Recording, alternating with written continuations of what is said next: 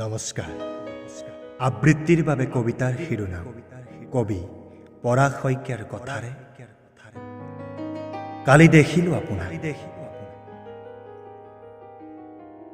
কালি দেখিলো আপোনাক গোলপীয়া আঁচল এখন উৰুৱাই ফাগুনৰ মলয়া বেকৰ দৰে নীৰৱে খোজকাঢ়ি আছিল আপোনাৰ বাটত। আপুনি খোজকঢ়াৰ পৰত শিৰিখজোপাৰ ডালত ওলমি থকা জোনবাইজনী ক'ৰবাত মুখ গুচি লুকাইছে। তাইতকৈ যে বেছি সেন্দুৰীয়া আছিল আপোনাৰ কপালৰ জোং। কালি সঁচাকৈয়ে দেখিলো আপোনাক, ফাগুনৰ মলয়াৰ দৰে এতিয়াও চঞ্চল আপোনাৰ খোজ, কৃষ্ণচূড়াৰ দৰে উজ্জ্বল ওঠৰ হাঁহি। কালি আপুনি খোজকঢ়াৰ পৰত এই পাৰ হৈ নদীখনে কাণ নাই শুনিছিল। সিটো পাৰে ৰাধাৰ ঘাটত ফুলিছে নেকি কানাইৰ শৰৎ ফুলৰ নিশাৰ বাঁহী।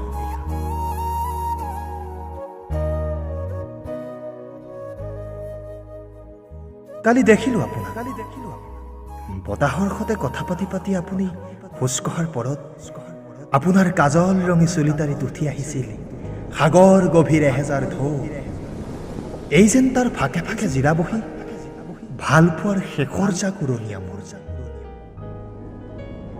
কালি আপুনি খোজকঢ়াৰ পৰত মোৰ বুকুত প্ৰতিধ্বনিত হৈছিল সৌ তাহানিতে এৰাবাত এটাৰ সিটো মূৰে এৰি অহা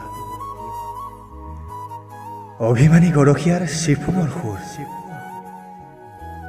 আপুনি বাৰু দুবৰিত বান্ধি লৈছিল নেকি খৰিকাজাইৰ বাহিৰে বন্ধোৱা মোৰ তেজৰ ৰূপোৱালী ৰেপুৰ? কালি দেখিলো আপোনাক গোলপীয়া আঁচল এখন উৰুৱাই ফাগুনৰ মলয়া জাকৰ দৰে খোজকাঢ়ি আছিল আপোনাৰ বাহিৰত।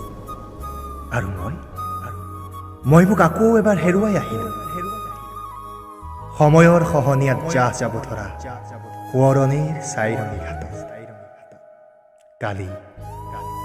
কালি দেখিলো